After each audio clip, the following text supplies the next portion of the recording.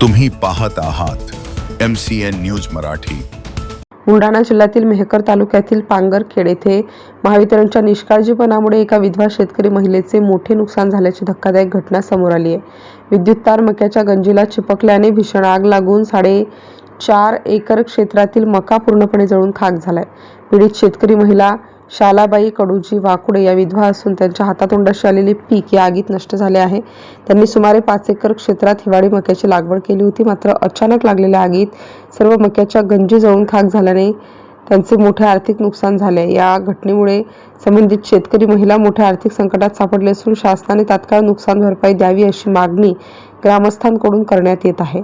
अन्यथा महाराष्ट्र राज्य विद्युत वितरण कंपनी विरोधात तीव्र आंदोलन छेडण्याचा इशारा गावकऱ्यांनी दिला आहे।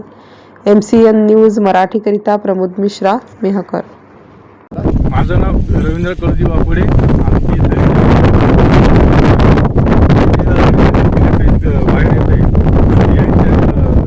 जामनगर इथून जे आम्ही शॉर्ट सर्किट होऊन 4.5 एकर मका पूर्ण जळून राख झालेली आहे। हे जर पाईप पण हे जर मला याचा मोबदला भेटला नाही तर मी MSCBच्या ऑफिस समोर उपोषण करेल।